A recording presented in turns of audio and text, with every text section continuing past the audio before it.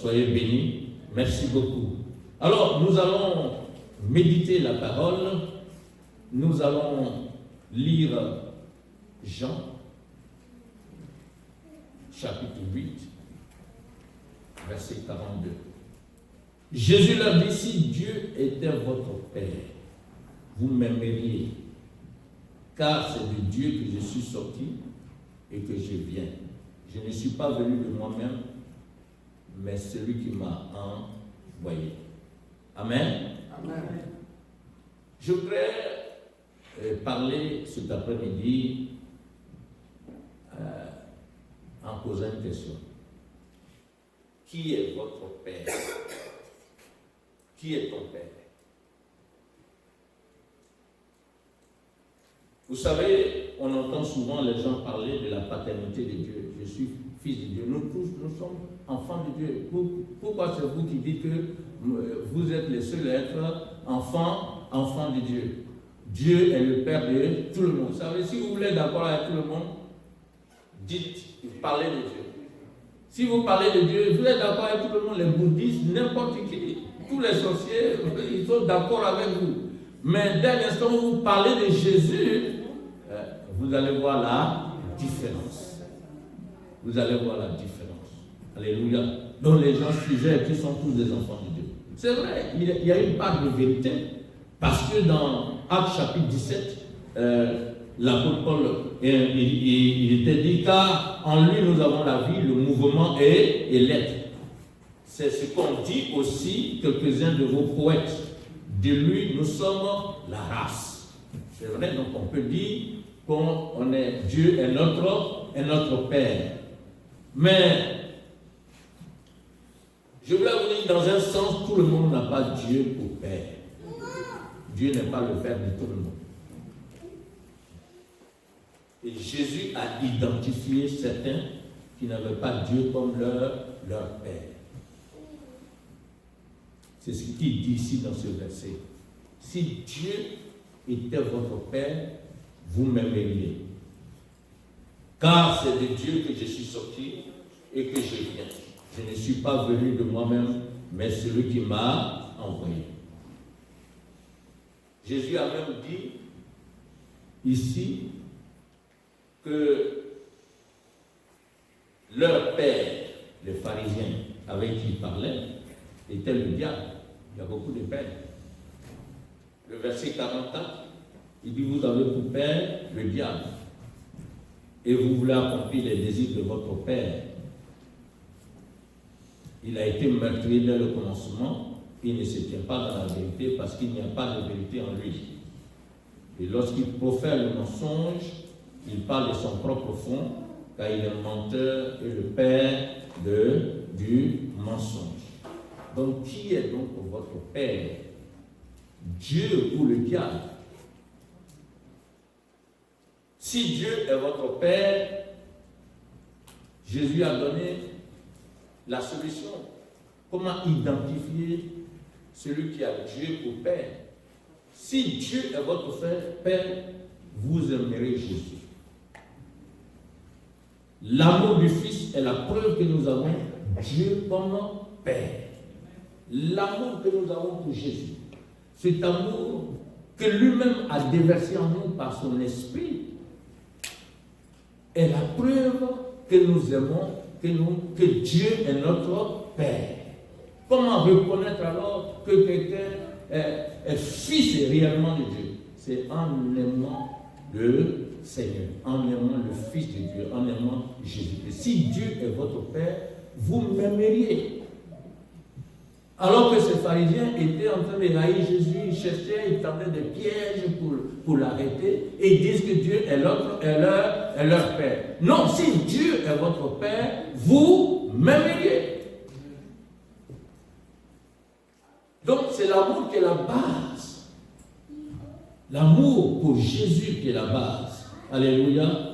Est-ce que nous aimons le Fils? Et comment s'exprime l'amour pour Jésus?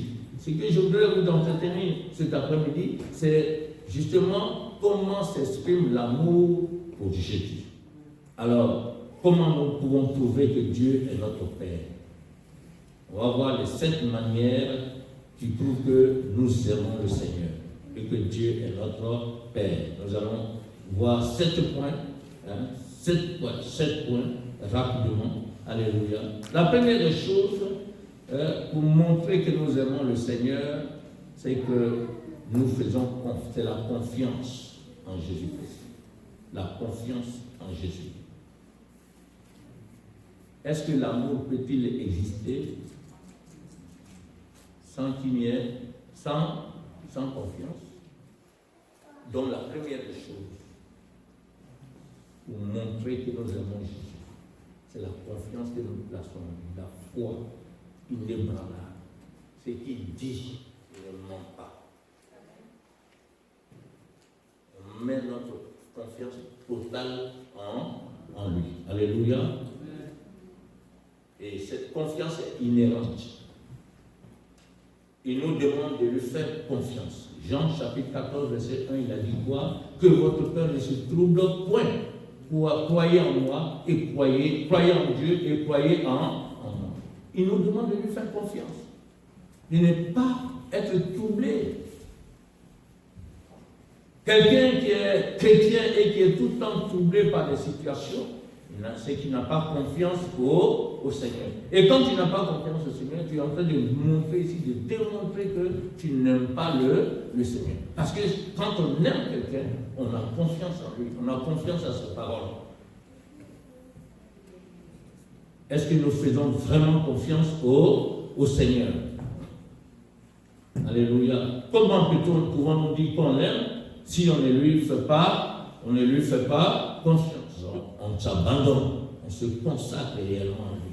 On est conscient que nous lui appartenons et que rien ne peut nous arriver s'il veille sur nous. Et c'est comme ça que Paul, lui, il a dit toutes choses concourent au bien de ceux qui aiment le Seigneur. Parce qu'il a confiance. Et donc tout ce qui arrive pour lui, c'est pour son bien. Parce qu'il sait que le Seigneur veille sur lui. Le Seigneur va toujours agir. Et tout ce que le Seigneur fait pour lui, c'est pour son intérêt. La confiance. La confiance que le Seigneur est le pourvoyeur de nos besoins quotidiens. Parce que si tu as confiance au Seigneur, tu as la foi en lui. Tu n'as rien à craindre. C'est pour ça qu'il a dit dans Matthieu 6, 33, cherchez premièrement le royaume de Dieu et sa justice. Et toutes ces choses vous seront données par-dessus. Vous voyez? Donc, quand tu as confiance, c'est le royaume de Dieu que tu cherches. Tu cherches la justice du Seigneur. Tu sais que les autres choses que les païens sont en train de rechercher partout, le Seigneur le connaît et il te les donnera. Celui qui a confiance au Seigneur doit mettre les intérêts du royaume en première position. Il doit savoir que le Seigneur pourvoira à tous ses besoins. L'apôtre Paul dit, mon Dieu pourvoira à tous vos besoins selon sa richesse avec gloire en Jésus. Donc, l'apôtre Paul connaissait la richesse qui se trouve en Jésus. Alors, il n'a rien à craindre. Il annonce l'évangile. Le Seigneur pourvoira à ses besoins. Alléluia. Alors, donc, si nous faisons confiance à Jésus de cette manière, nous pouvons être sûrs que nous l'aimons. Parce que la base, ça commence là d'abord. La foi que nous plaçons en Jésus. S'il y a le doute, ça veut dire qu'il y a un problème. Tu ne peux pas chercher à épouser quelqu'un avec des doutes. C'est une confiance totale. Même quand on ne peut pas dire non, tu es en train d'emprunter une voie qui n'est pas. Oh, papa, reste tranquille là-bas. Il ne comprend rien. Parce que c'est cela. Le deuxième point que je voulais vous donner, c'est que celui qui a pour Dieu son Père, qui aime Jésus, il garde ses commandements. Il garde ses commandements. Jean 14, 15 dit, si vous m'aimez, gardez mes commandements. Et le verset 21 dit, celui qui a mes commandements et qui les garde, c'est celui qui m'aime. Je l'aimerai, et celui qui m'aime sera aimé de mon Père. Je l'aimerai et je me ferai connaître à lui. Jésus l'a dit clairement. Et à plusieurs reprises dans sa parole. Dans Jean 14, 23, Jésus dit, si quelqu'un m'aime, il gardera ma parole. Et mon Père l'aimera, nous viendrons à lui. Nous ferons notre demeure chez lui. Le verset 24 dit, celui qui ne m'aime pas, ne garde pas mes paroles. Et ce que Jésus dit là, c'est une réalité que nous vivons tous les jours, humaine aussi, une réalité humaine. Celui qui... tu ne peux pas être avec ton conjoint qui ne garde pas ta parole, qui ne t'aime pas. Et si tu vas lui dire carrément qu'il ne t'aime pas. Et tu ne peux pas vivre aussi avec quelqu'un, choisir un ami qui ne garde pas ta parole, qui n'aime pas tout ce que tu dis, qui ne considère pas ce que tu dis. Si vous gardez mes commandements, vous demeurez dans mon amour. Si vous gardez mes commandements, vous demeurez dans mon amour, de même que j'ai gardé les commandements de mon Père et que je demeure dans son amour. Vous savez, garder est au-dessus de l'obéissance. Quand quelqu'un te dit, il te confie de l'argent, il faut garder mon argent, c'est au-dessus de l'obéissance. Quand il te dit, il faut garder mon argent, c'est-à-dire que tu dois veiller. Cet argent qu'il t'a donné là, il ne faut pas demain tu vas lui dire que c'est perdu. Il faut veiller sur cet argent-là jusqu'à ce qu'il vienne prendre. Ouais, donc ça demande beaucoup de responsabilité. Parce que lui, il t'a confié, mais il va dormir ou bien il va voyager.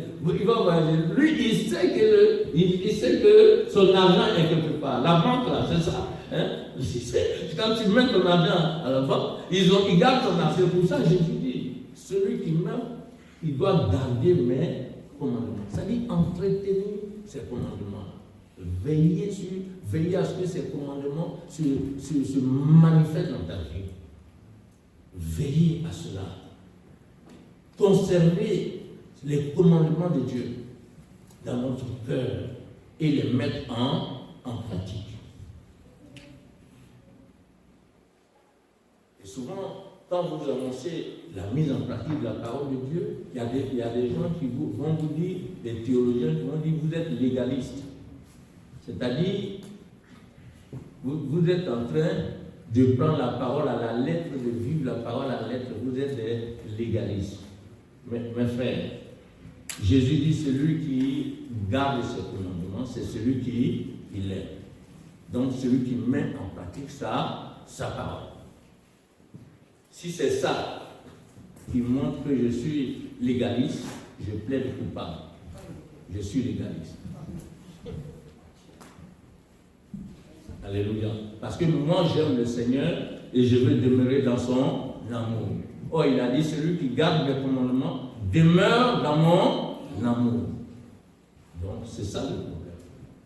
Je veux demeurer dans l'amour du Seigneur. Et si je veux demeurer dans l'amour du Seigneur, je dois garder ses commandements. Alléluia. Alléluia. C'est pour ça que Jésus disait, pourquoi m'appelez-vous Seigneur, Seigneur, et ne faites-vous pas ce que je vous dis de faire? Ça veut dire quoi? Ça veut dire que celui qui ne garde pas, qui ne met pas la parole de Dieu en pratique, ne prend pas Jésus pour Seigneur.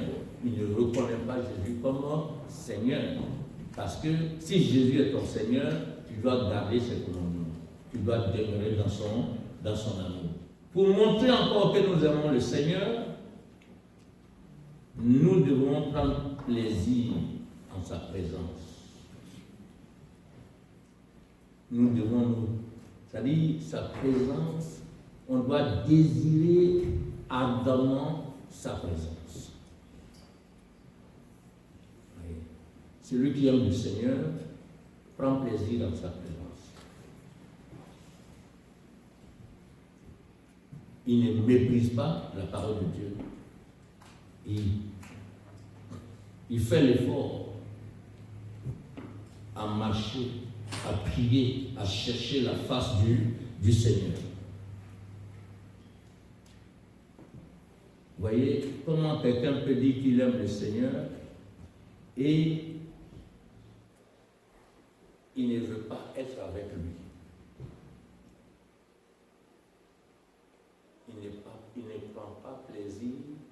d'être avec lui. Hein? Tu dis tu aimes le Seigneur. Puis, tu n'as même pas le plaisir, la joie d'être avec le Seigneur, d'être en compagnie du Seigneur. C'est comme tu dis, tu aimes ta femme, et puis tu ne veux pas marcher avec elle, aller devant les gens. C'est toi seul seulement qui bouge. Tu aimes ton mari, mais tu ne veux pas être avec lui. Quand on t'invite, tu préfères aller seul comme ça. C'est un problème. Tu aimes le Seigneur, tu dois te réjouir à sa compagnie. Et c'est ça qui fait la joie d'ailleurs du Seigneur. Et le plaisir, c'est dans la prière, dans l'amour pour sa parole, dans la mise en pratique de sa parole, l'adoration, la louange. C'est-à-dire que le rendez-vous avec le Seigneur, dans l'intimité, doit être une joie pour toi. Ça ne doit pas être une contrainte. Parce qu'il y a moins qui considèrent la prière comme vraiment une obligation. Et comme ils doivent prier, donc il faut prier. Ils ne savent même pas que c'était un rendez-vous avec leur amant, leur époux, leur épouse. Ils sont une épouse avec une rencontre avec l'époux. Et ça, c'est très important. C'est pourquoi on parle de l'intimité. L'intimité, personne ne rentre dans l'intimité, on ne connaît pas. Ton intimité avec le Seigneur est très importante. Si tu l'aimes, tu dois cultiver cette intimité. La joie. Nous devons faire un effort pour la prière, pour adorer le Seigneur. Un effort également pour lire sa parole. On ne doit pas mépriser la parole qui a été révélée. On doit profiter de toutes les opportunités pour étudier cette parole.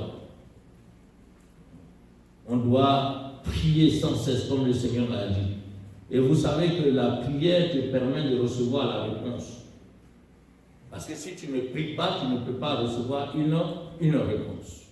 Mais quand tu pries, tu ne t'approches pas de Dieu parce que tu as une demande à faire. Tu t'approches du Seigneur parce que tu l'aimes.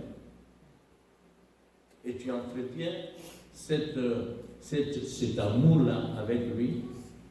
Et puis bon, tout ce que tu as besoin, il te donne.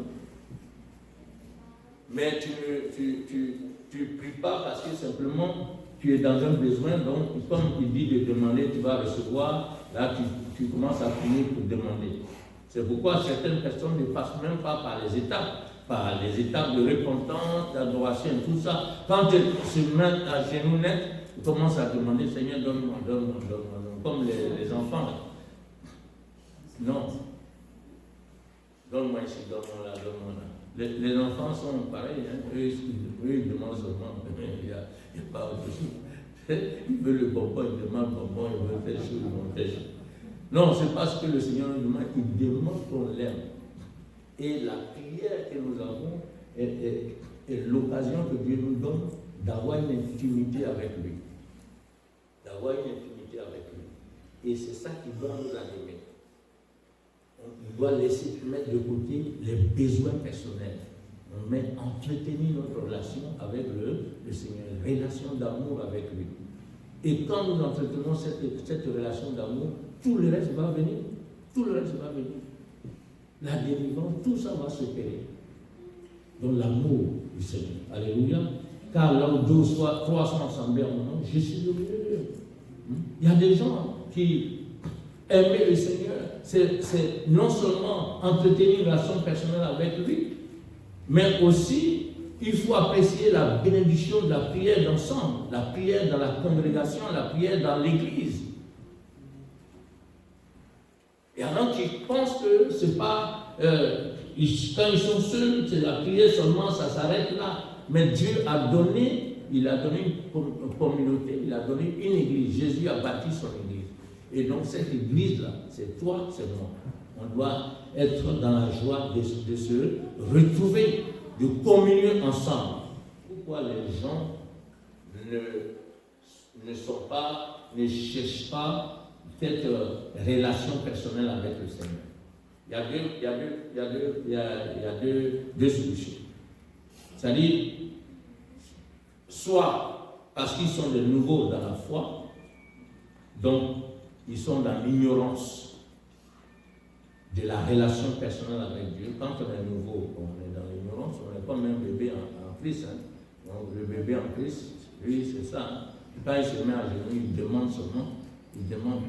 Dieu n'a pas donné son travail, donné sa femme, donné l'argent, donné. Lui, c'est tout ce qu'il veut. Et puis, s'il ne trouve pas, il n'est pas content. Mais où est le Dieu là? Où il est? Ou alors, pour les autres, c'est Satan qui est leur père. Satan et le péché ont endurci leur cœur. Et donc, ils ne peuvent pas s'approcher du Seigneur avec assurance. Souvent, il y a des gens qui sont endurcis et qui ne veulent pas entretenir une relation personnelle avec le Seigneur, une relation d'amour avec le Seigneur. Et voilà. Donc, la première église a démontré son amour pour Jésus.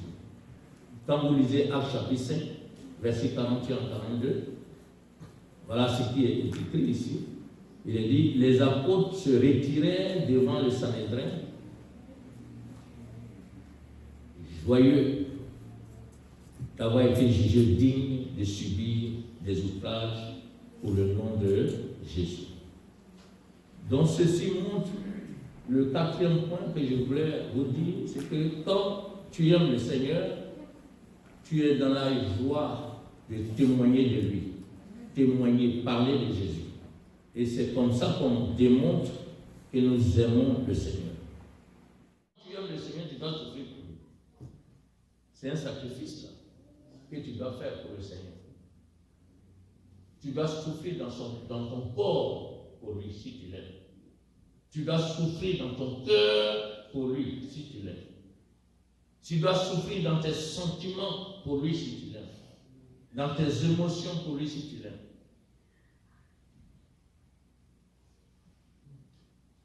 Alléluia. 1 Pierre 4, verset 1, Pierre dit, ainsi donc, Christ ayant souffert dans la chair, vous aussi, armez-vous de la même pensée. Car celui qui a souffert dans la chair a fini avec le péché. Celui qui a souffert dans la chair a fini avec le péché. C'est pour ça que Jésus nous dit de crucifier la chair. Parce que si tu la crucifies, tu as fini avec le péché. Parce que c'est la chair là qui nous entraîne dans tous les problèmes. Mais si elle est crucifiée là, tu as fini avec le péché. Parce qu'elle a des désirs, elle a des passions. C'est cette chair là qui nous crie tous les problèmes. C'est dans cette chair se trouve le moi qui nous fatigue, la personnalité qui nous fatigue. Avant-dernier point que je voulais donner pour terminer, celui qui aime le Seigneur doit désirer être comme lui.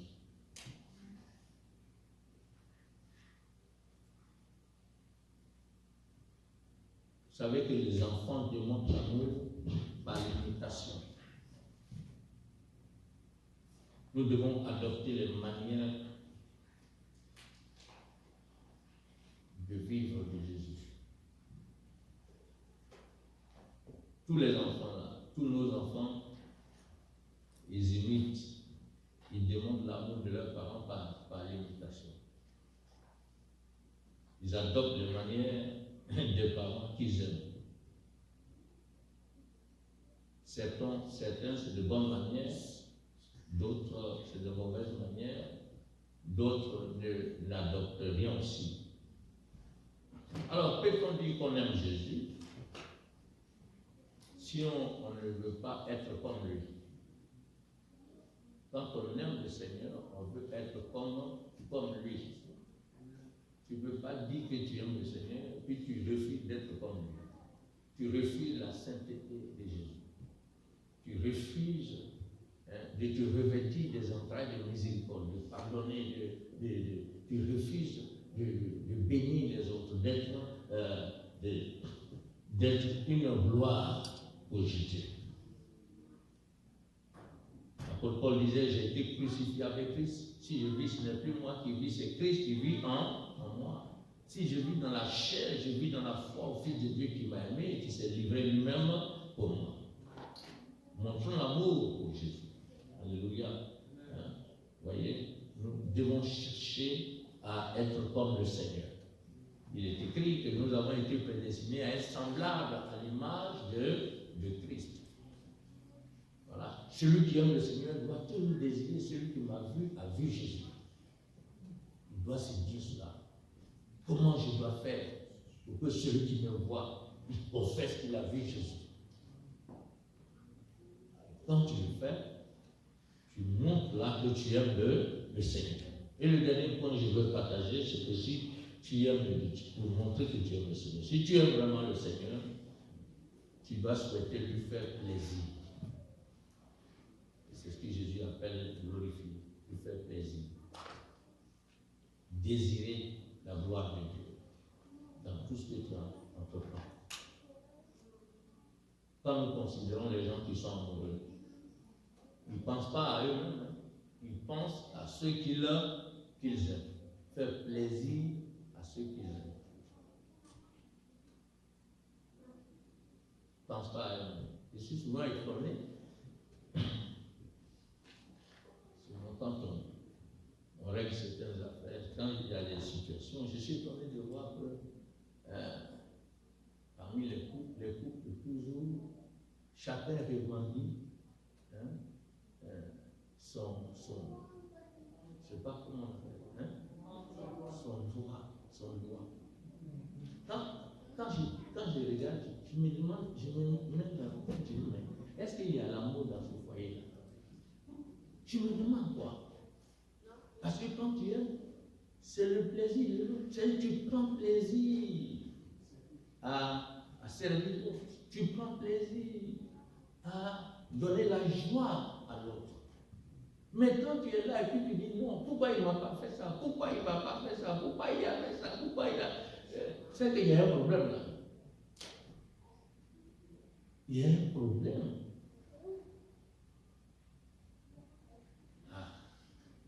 Et est-ce qu'on est dans le vrai amour là? Les chrétiens doivent aimer le Seigneur.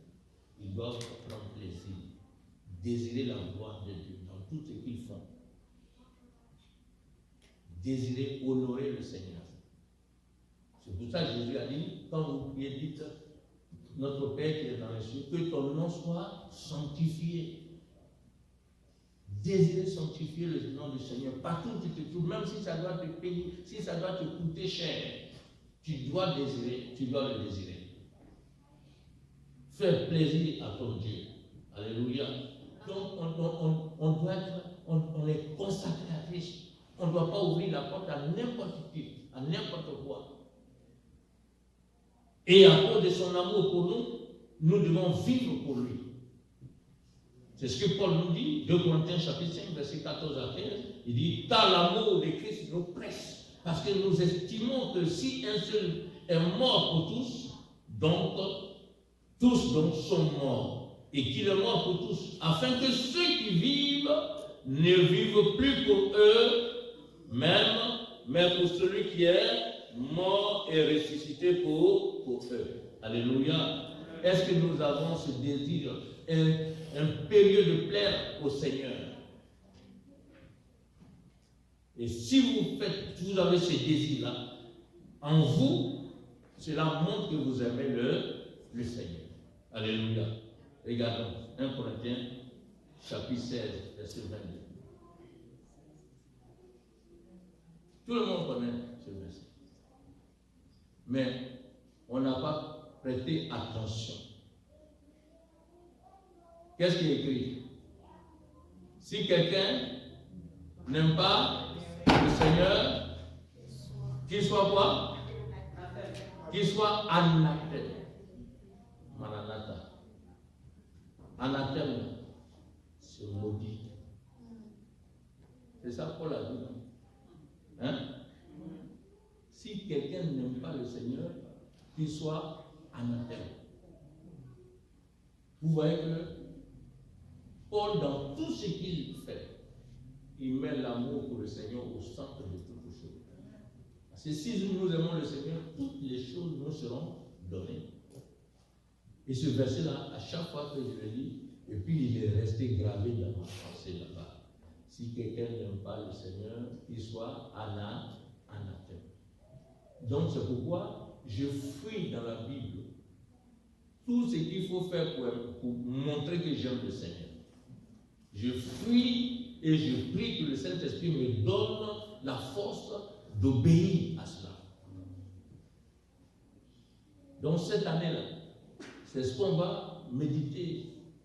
Chaque fois que je viendrai intervenir ici, vous verrez que comment il faut faire pour aimer comment manifester notre amour pour le Seigneur. Parce que moi, je ne veux pas de malédiction. Moi, je veux aimer davantage le Seigneur. Alléluia. Alléluia. Voilà. Donc, pourquoi Paul dit ça? Pourquoi Paul dit, si quelqu'un n'aime pas le Seigneur, il est maudit?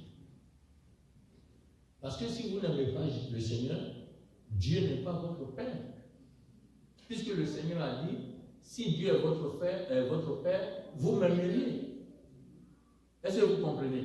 Donc si tu n'aimes pas le Seigneur, Dieu n'est pas ton Père. Et si Dieu n'est pas ton Père, qui est donc ton Père? Satan. Hein? Satan. Voilà. Et Satan, il est quoi? Il est maudit.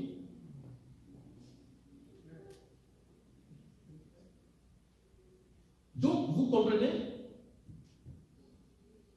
Je ne sais pas si je me suis fait comprendre. C'est clair là. Le verset est clair. Tu n'aimes pas Dieu, tu es maudit.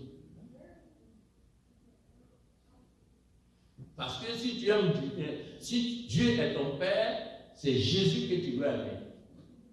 Si tu n'aimes pas Jésus, c'est que ton Père, ce n'est pas le Père de Jésus, c'est le Père de qui? Le Père du mensonge. Et le Père du mensonge, c'est qui? C'est le diable. Voilà mon frère. Alors, est-ce que Dieu est-il votre Père cet après-midi? Aimez-vous assez Jésus pour lui obéir et devenir un fils réel de Dieu? Est-ce que c'est lui qui est ton Père? Alors on va se lever pour prier. Est-ce que tu as le désir de ressembler à Jésus-Christ, d'être semblable à Christ? Est-ce que c'est ce désir-là qui t'anime? Est-ce que tu as ce désir-là de témoigner de Jésus partout? Tu n'as pas honte de Christ. Tu annonces l'évangile partout. Tu n'as pas honte de parler de lui publiquement. Partout où tu te trouves, à ton travail et partout. Est-ce que les gens savent que vraiment tu es chrétien, tu es chrétienne? Est-ce que tu es consacré au Seigneur? Est-ce que tu prends plaisir dans la présence de Dieu? Quand on vient à l'église, les dimanches, est-ce que tu prends plaisir, tu nourris les réunions de prière, tu prends plaisir d'être frère avec tes frères, avec tes sœurs? Est-ce que tu prends plaisir? Alléluia. Prions le Seigneur.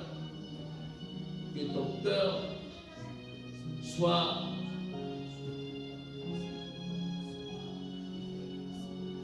complètement dévoué à croire au Seigneur.